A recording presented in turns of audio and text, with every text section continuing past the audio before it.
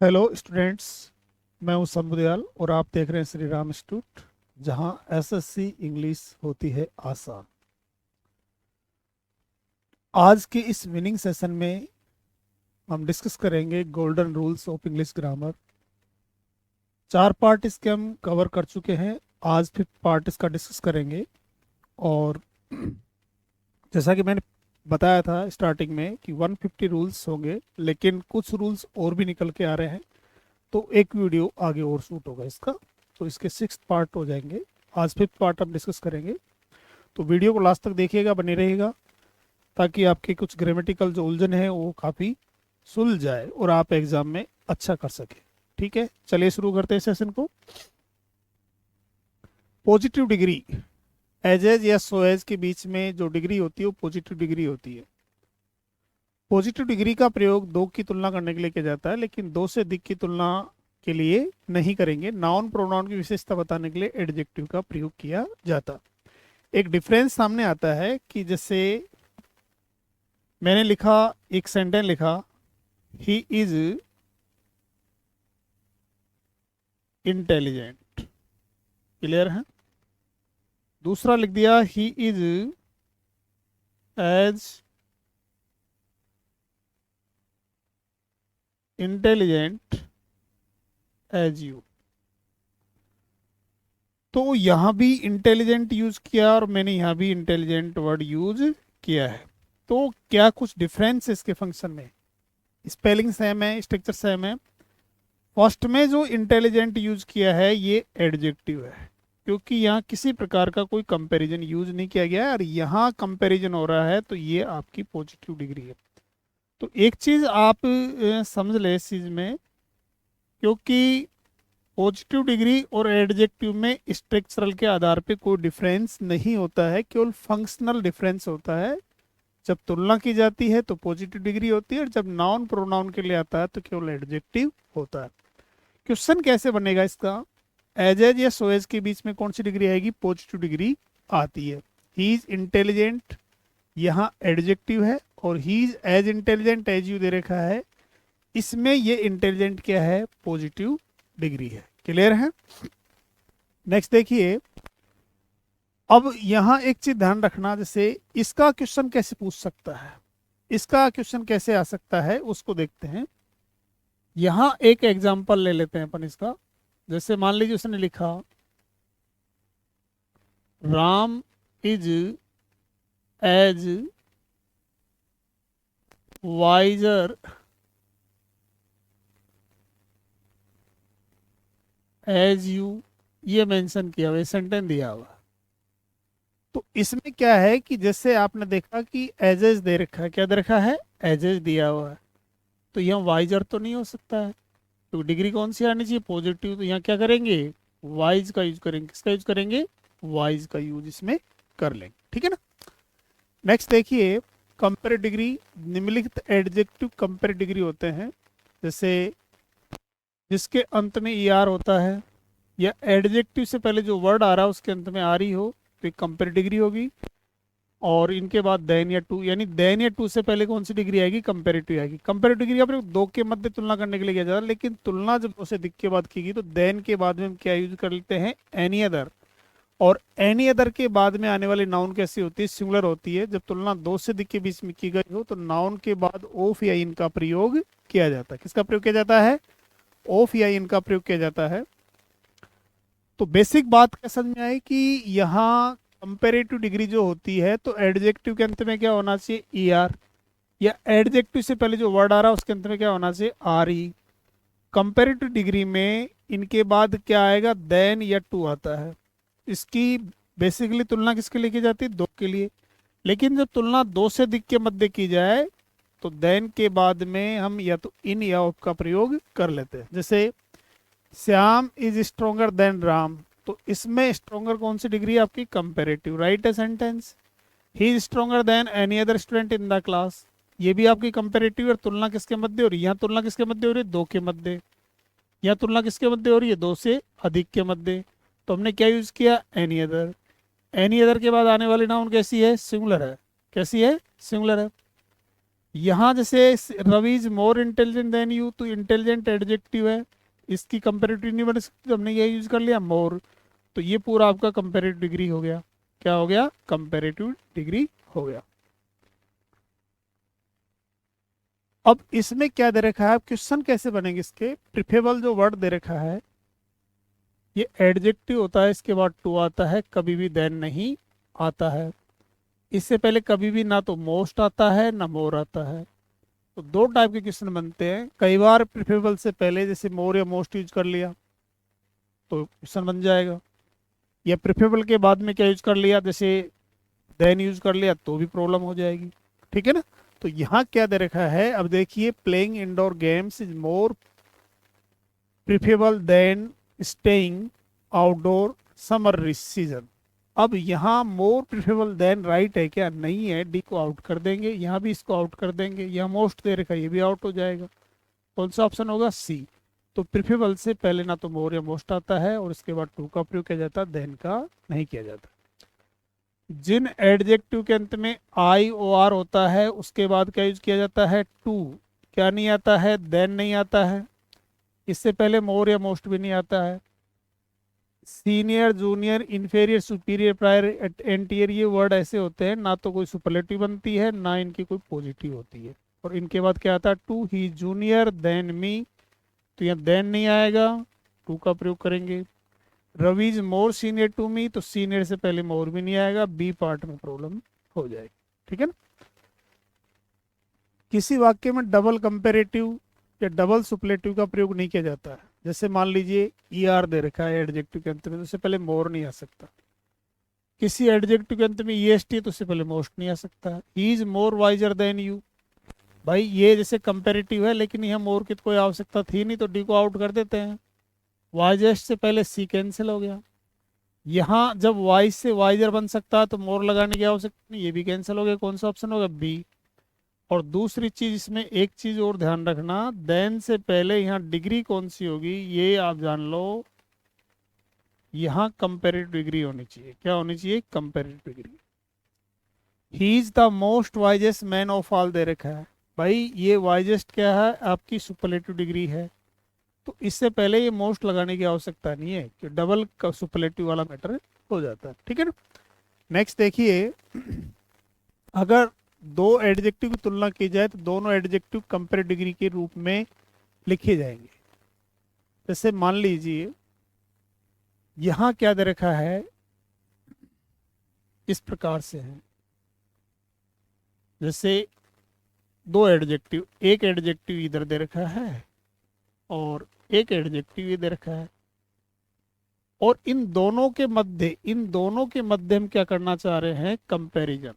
क्या करना चाह रहे हैं? कंपैरिजन करना चाह रहे हैं। तो ये जो एडजेक्टिव होगा ना, कौन सी डिग्री में होगा? ये कंपैरेटिव डिग्री में होगा, और ये भी किस में होगा? कंपैरेटिव डिग्री में होगा।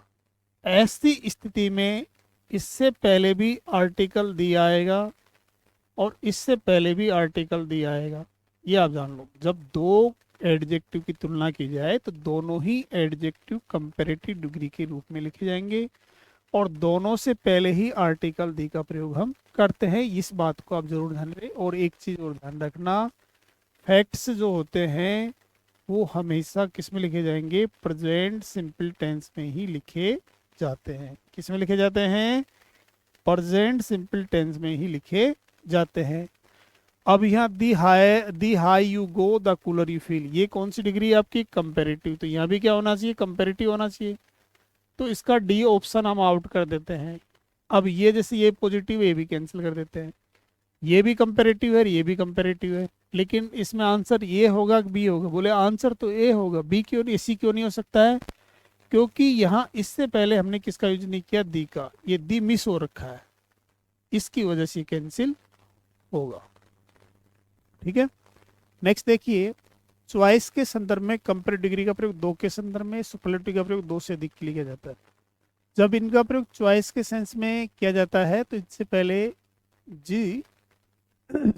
पहले जिम का प्रयोग किया जाता है, और जब इसका प्रयोग चॉइस के संदर्भ में किया जाए तो उसके बाद में किसका प्रयोग करेंगे? यहाँ क्या दे रखा है देखो, एक चीज ध्यान रखना, इसको समझने के लिए सबसे बेटर तरीका है, जैसे मान लीजिए कंपेरेटिव डिग्री है और इसका प्रयोग किस सेंस में कर रहे हैं, चॉइस के सेंस में।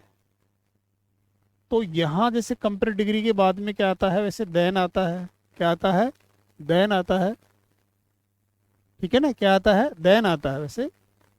लेकिन जब इसका प्रयोग चॉइस के सेंस में होता है तो देन नहीं आएगा, यहाँ क्या आएगा, ऑफ आएगा, जान लो क्या आएगा, ऑफ। और इसका जो प्रयोग होता है किसके लिए होता है, यूज्ड फॉर टू, इस सेंस में क्या जाएगा, तो के लिए।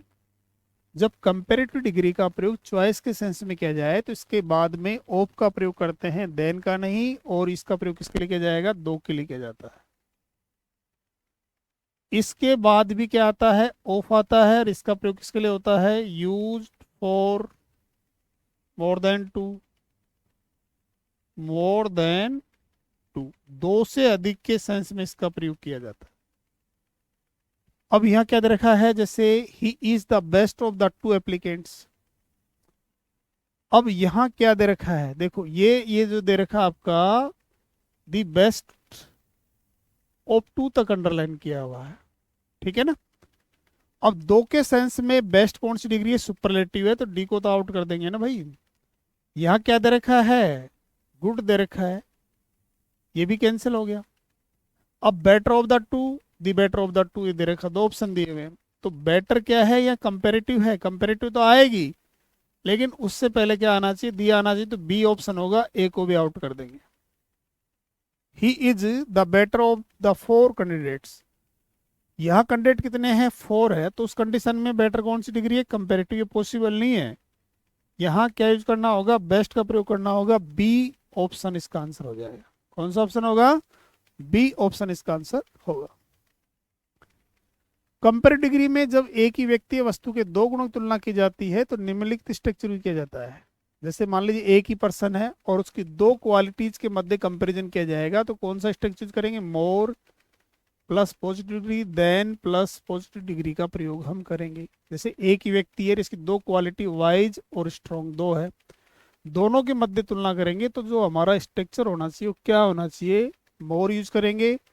मोर के बाद में क्या होनी चाहिए, पॉजिटिव डिग्री होगी, फिर क्या होगा, देन होगा, फिर क्या होगी, पॉजिटिव डिग्री होगी। ये स्ट्रक्चर तब यूज किया जाता है जब एक ही व्यक्ति के बारे में तुलना कर रहे होते हैं। He is wiser than, stronger दे रखा, डी को आउट कर देते हैं। यहाँ क्या दे रखा है, more wise then stronger, stronger दिया हुआ है, नहीं, पॉजिटिव डिग्री आनी चाहिए। अब आंसर या तो ए होगा, सी होगा, लेकिन मैं एक डिफरेंस आपको बता दूं, देन का प्रयोग किसके लिए होता है, कंपैरिजन के लिए। किसके लिए होगा, कंपैरिजन के लिए इसका प्रयोग करेंगे। और THEN जो दिया हुआ है इसका प्रयोग किसके लिए होता है, टाइम डिनोटिंग वर्ड है, ये समय के लिए इसका यूज करते हैं। तो इसमें आंसर ये नहीं होगा क्योंकि टाइम डिनोटिंग वर्ड है, सी को आउट कर देंगे। कौन सा ऑप्शन होगा, ए ऑप्शन इसका आंसर हो जाएगा। जब तुलना दो असमान चीजों के बीच की गई हो तो सिंगुलर नाउन के लिए देन, लाइक टू के बाद में डेट ऑफ का प्रयोग करेंगे, प्लूरल नाउन के लिए इसका प्रयोग करेंगे, दो ऑफ का। लेकिन एक कंडीशन लागू कब होती है, जब तुलना किसके मध्य की गई हो, जब दो असमान चीजों के मध्य तुलना की गई हो। The climate of Ranchi is better then गया, यहाँ रांची की जलवायु की तुलना किससे कर रहे हैं, गया से कर रहे हैं। तो गया तो एक स्थान है, तो तुलना हो नहीं सकती, इसको आउट कर देंगे। क्लाइमेट वर्ड कैसा है, ये सिंगुलर नाउन है। कैसा नाउन है, सिंगुलर नाउन है। तो सिंगुलर यहाँ जो भी वर्ब आएगी वो सिंगुलर होगी। आर दे रखा है, ये कैंसिल हो गया। Is better than that of गया, is better than those of गया, तो दोज ऑफ का प्रयोग तो प्लूरल नाउन के लिए किया जाएगा, तो इस सी को आउट कर देंगे। कौन सा ऑप्शन होगा, ए ऑप्शन इसका आंसर हो जाएगा। The roads of Jaipur are better than Dausa दे रखा है, यहाँ जयपुर की सड़कों की तुलना किससे करें, दौसा, दौसा तो एक स्थान है। रोड्स वर्ड कैसा है, प्लूरल है, तो देन के बाद में हम यहाँ क्या लेंगे, डेट ऑफ लेंगे, दोज ऑफ लेंगे। तो यहाँ लेंगे दोज ऑफ, क्या लेंगे, दोज ऑफ लेंगे।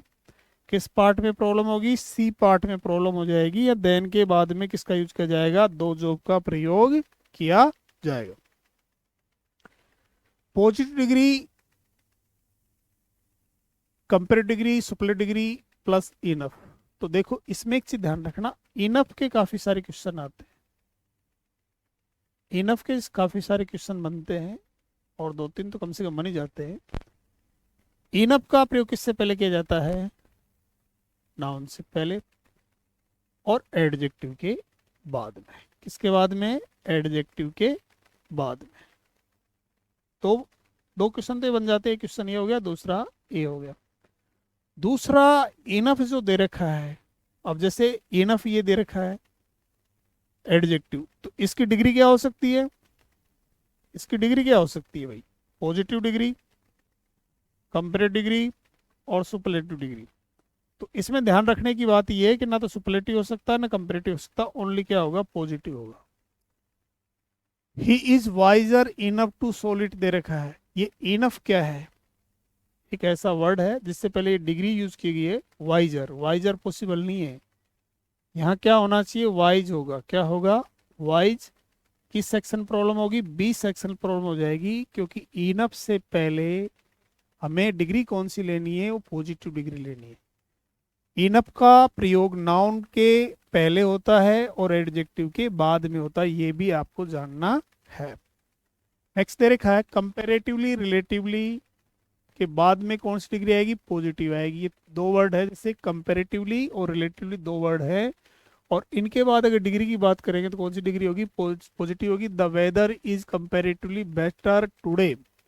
तो एक कंपैरेटिवली जो वर्ड दिया हुआ है, इसके बाद में बेटर पॉसिबल नहीं है। बेटर की जगह क्या यूज करेंगे अपन? गुड यूज करेंगे। ठीक है। सी रिलेटिवली बेटर टुडे, रिलेटिवली जो वर्ड दे रखा है इसके बाद में बेटर पॉसिबल नहीं है। इस बेटर की जगह क्या होना चाहिए? गुड होना चाहिए। किस पार्ट में प्रॉब्लम होगी? सी पार्ट में प्रॉब्लम हो जाएगी। ठीक है। निम्नलिखित एडजेक्टिव ना तो कंपेरेटिव डिग्री बनती है और ना ही सुपरलेटिव डिग्री बनती है। जैसे कुछ ये वेरी इंपॉर्टेंट है, जैसे परफेक्ट है, कंप्लीट है, circular, finish, square, empty, impossible, enough, full, unique, ये कई बार पूछा गया है। वंडरफुल, मार्वलस, एक्सीलेंट भी पूछा हुआ है, एब्सोल्यूट पूछा हुआ, चीफ, ये एंटायर, आइडियल, यूनिवर्सल, होल ये दे रखे हैं। होल के भी क्वेश्चन पूछे हुए हैं। It is the most perfect story. अब मोस्ट परफेक्ट की ना तो कोई कंपेरेटिव बन सकते ना सुपरलेटिव, डी को आउट कर दो, ये भी एक कैंसिल हो जाएगा। ए परफेक्ट और दी परफेक्ट, कोई भी कॉमन नाउन फर्स्ट टाइम आती है और जो डेफिनेट नहीं है तो उससे पहले आर्टिकल ए आएगा, दी नहीं आएगा, सी को भी आउट कर देंगे। बी ऑप्शन इसका आंसर। डेफिनेट नंबरल एडजेक्टिव, ऐसे एडजेक्टिव जो व्यक्तियों वस्तु की निश्चित संख्या, क्रम, ऑर्डर का बोध कराते हैं, डेफिनेट नंबरल एडजेक्टिव कहलाते हैं।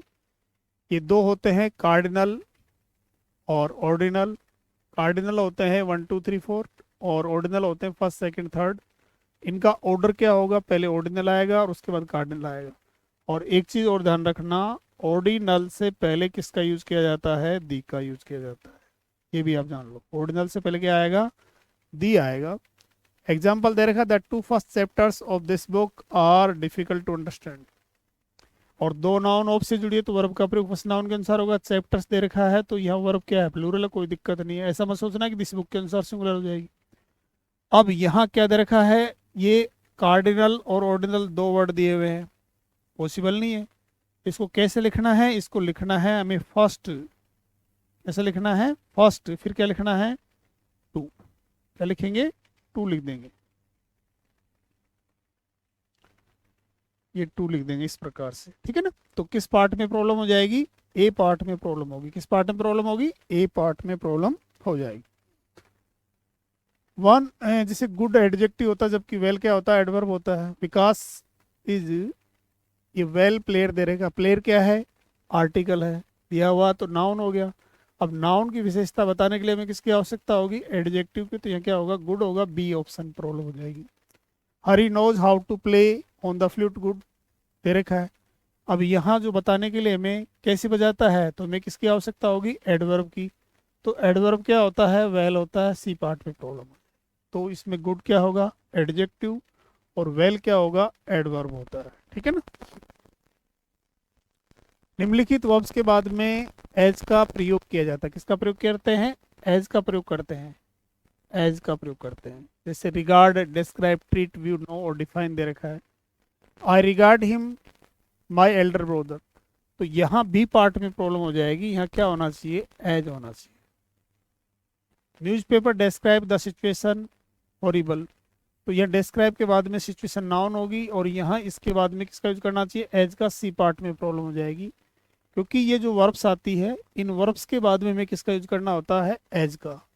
निम्नलिखित वर्ब्स के बाद में एज का प्रयोग नहीं होता, जैसे name, elect, think, consider, call, appoint, make, choose, ये कुछ वर्ब है और इनके बाद में एज का प्रयोग नहीं होता। He was consider as the best dancer of his time दे रखा है, तो कंसिडर के बाद में एज का प्रयोग करने नहीं होगा, बी पार्ट में प्रॉब्लम होगी। He was appointed as governor by the president ये दे रखा है, तो यहाँ भी एज का यूज नहीं होगा, बी पार्ट में प्रॉब्लम हो जाएगी। एल्स के बाद बट का प्रयोग किया जाता है, किसका प्रयोग करते हैं, बट का प्रयोग करते हैं, देन का नहीं। किसका नहीं करेंगे, देन का नहीं करेंगे, बट का प्रयोग किया जाता है। It is nothing else than vanity, vanity का मीन्स घमंड होता है, यहाँ देन नहीं आएगा, देन की जगह हम क्या यूज करेंगे, बट का यूज करेंगे, सी पार्ट में प्रॉब्लम हो जाएगी। एल्स के बाद में किसका प्रयोग करेंगे, बट का प्रयोग किया जाता है, किसका नहीं करेंगे, देन का नहीं करेंगे। क्वेश्चन पूछ लिया जाता है कई बार। फेयरली रादर का प्रयोग अच्छे गुण बताने के लिए एडजेक्टिव और एडवर्ब दोनों से पहले फेयरली का प्रयोग किया जाता है, जबकि बुरे गुण बताने के लिए एडजेक्टिव से पहले, एडवर्ब से पहले किसका प्रयोग करेंगे, रादर का। सुनील रादर क्लेवर, क्लेवर होना अच्छी बात है तो फेयरली होगा, यहाँ क्या होगा, Fairlie. But Anil is fairly stupid, stupid होना अच्छी बात थोड़ी है, तो ये रादर हो जाएगा यहाँ।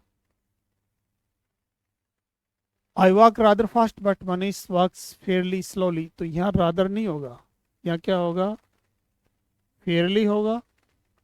और यहाँ जो दे रखा है यहाँ स्लोली नहीं, सही बात थोड़ी है, तो यहाँ क्या हो जाएगा, रादर हो जाएगा, बी पार्ट प्रॉब्लम हो जाएगा। ये फेयरली एडजेक्टिव प्लस नाउन, किंतु ये रादर एडजेक्टिव प्लस नाउन, ये rather a an plus adjective plus noun, ये इसमें कंसेप्ट होता है। क्या होगा, इस तरीके से, जैसे नाउन दिया हुआ है और नाउन से पहले एडजेक्टिव है, तो फेयरली की पोजीशन इससे पहले होगी, आर्टिकल हो जाएगा। रादर में क्या हो सकता है, दोनों कंसेप्ट दे रखा है, ये इस तरीके से भी लिखा जा सकता है और इस तरीके से भी लिख सकते हैं।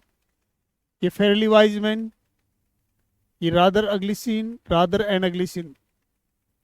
एक चीज और ध्यान रखना, इनका यूज करते समय साउंड, जिस भी वर्ड से पहले इसको यूज करेंगे ना, उसका साउंड जज करना होता है, टू जज साउंड। किसके लिए आ रहा है ये मैटर नहीं करेगा, लेकिन साउंड किसका जज होगा, इस वर्ड का जज होगा, ये आपको ध्यान रखना। फेयरली के बाद टू का प्रयोग नहीं हो सकता, जबकि रादर के बाद हो सकता है। Fairly too good incorrect, fairly too kind incorrect, rather too bad, rather too cruel, ये राइट। इनफ का प्रयोग, इनफ का प्रयोग एडजेक्टिव के बाद में किया जाता है, जबकि नाउन से पहले किया जाता है। अभी पढ़ाई था थोड़ी देर पहले, he is enough tall to touch the ceiling, तो इसकी पोजीशन कैसे हो जाएगी, इसकी यहाँ हो जाएगी, इसकी यहाँ हो जाएगी। I have money enough two by it दे रखा है, इसकी पोजीशन कहाँ होगी, यहाँ होगी, इसकी पोजीशन कहाँ होगी, यहाँ, यानी इनफ मनी हो जाएगा। बी सेक्शन प्रॉब्लम हो जाएगी। ओनली वन का प्रयोग, ओनली वन का प्रयोग बिल्कुल उस वर्ड से पहले किया जाता है जिसकी विशेषता बताते हैं। ही हैड 6 एप्पल्स ओनली, तो यहाँ इसको ऐसे नहीं लिखेंगे, इसको हम ऐसे लिख देंगे, ओनली 6 एप्पल्स, 6 एप्पल्स ही प्रॉब्लम होगी। I believe half of what he said only, तो इसकी पोजीशन यहाँ नहीं होगी, इसकी पोजीशन कहाँ हो जाएगी, यहाँ हो जाएगी। तो ओनली और इवन का प्रयोग बिल्कुल उस वर्ड से पहले किया जाता है जिसकी विशेषता बताते हैं, ये आपको ध्यान रखना है, ठीक है ना। नेक्स्ट देखिए, सिंपल सेंटेंस में हेल्पिंग वर्ब का प्रयोग सब्जेक्ट से पहले किया जाना ही रूल्स ऑफ इन्वर्जन कहलाता है। रूल्स ऑफ इन्वर्जन क्या होता है, कोई भी सेंटेंस सिंपल सेंटेंस होता है, ये आप जान लो। जैसे सिंपल सेंटेंस क्या दे रखा है, सिंपल सेंटेंस है, तो इसका स्ट्रक्चर क्या होगा, सब्जेक्ट होगा, सब्जेक्ट के बाद में क्या होगी, वर्ब होगी, और ये पैटर्न फॉलो किया जाता है।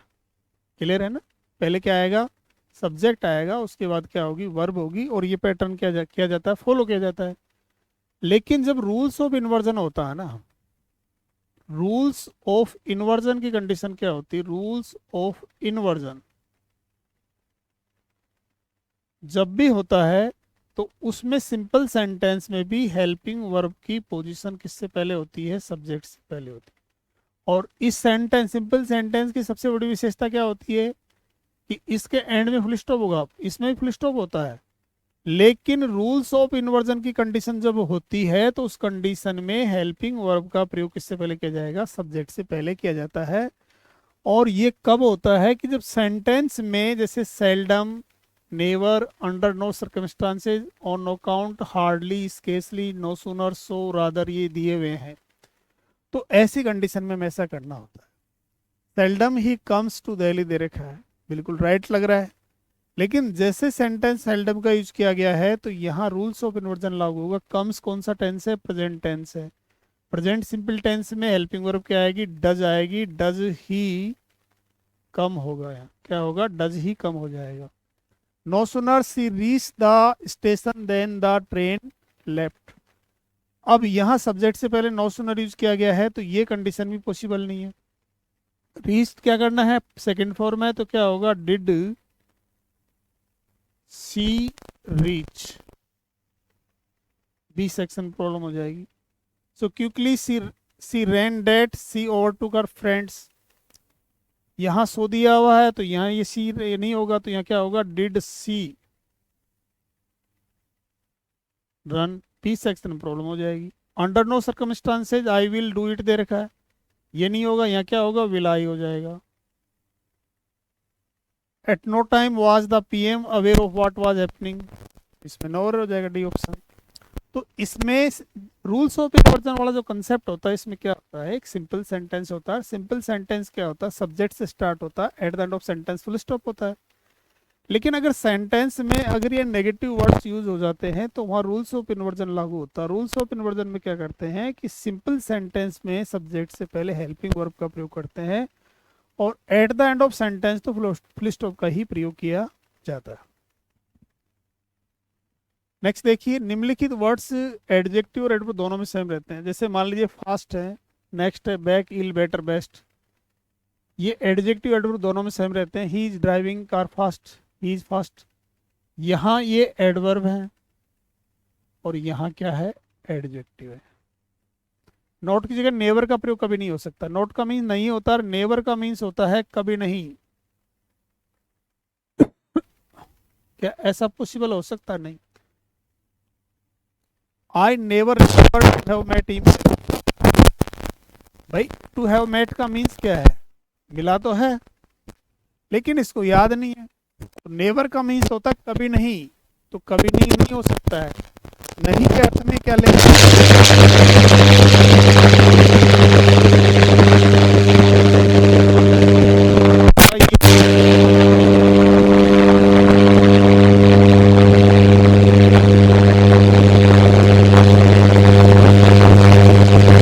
नेवर का प्रयोग नहीं कर सकते। कोवार्ड नाउन है, cowardly adjective, in a cowardly manner adverb हो गया। माइजर नाउन है, miserly adjective, in a miserly way क्या हो जाएगा? एडवर्ब हो जाएगा। An officer is train never to fight cowardly. अब यहाँ फाइट क्या है? वर्ब है। और वर्ब की विशेषता बताने के लिए हमें क्या लेना होगा? एडवर्ब लेना होगा। इन ए कोवार्डली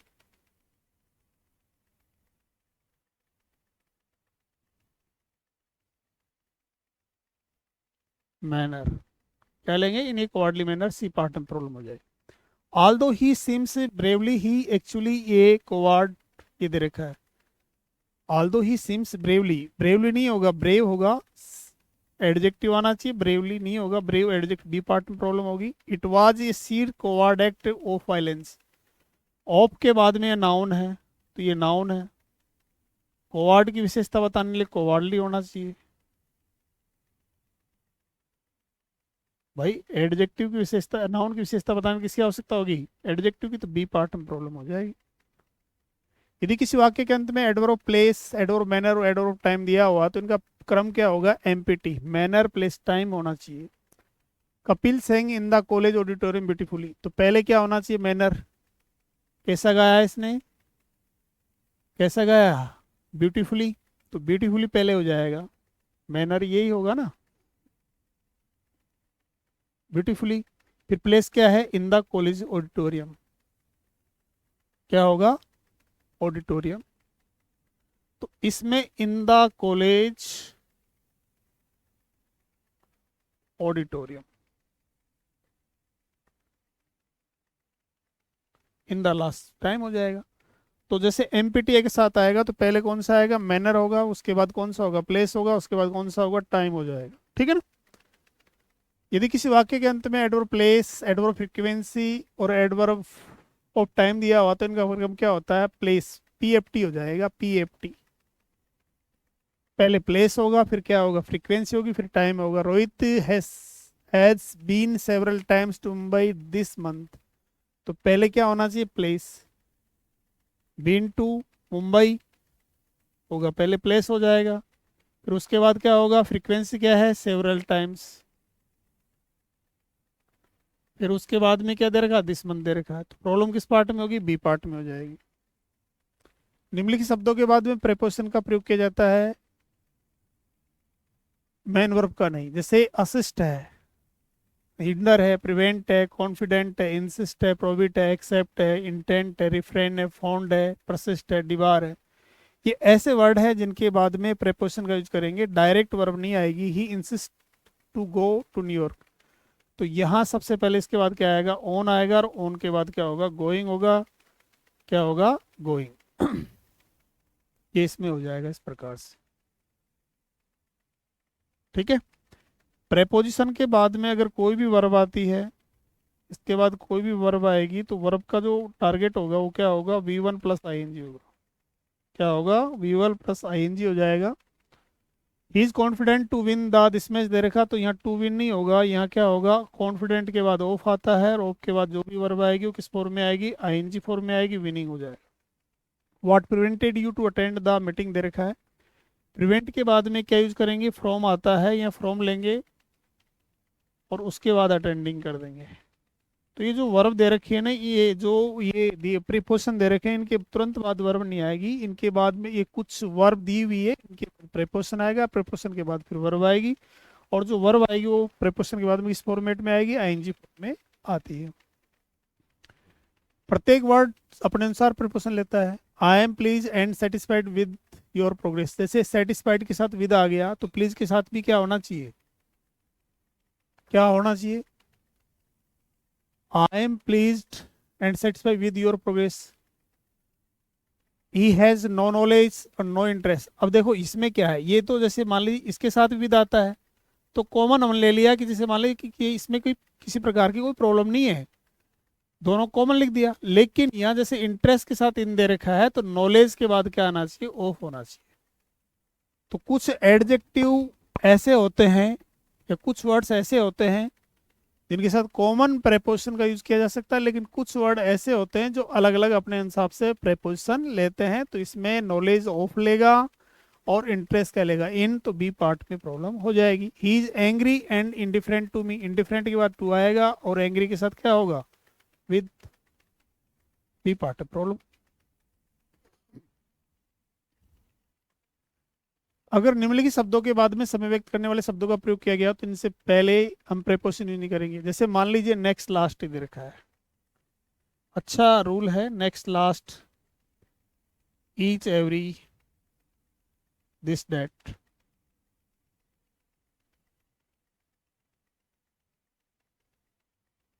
और इनके बाद में टाइम एक्सप्रेसिंग वर्ड दे रखे,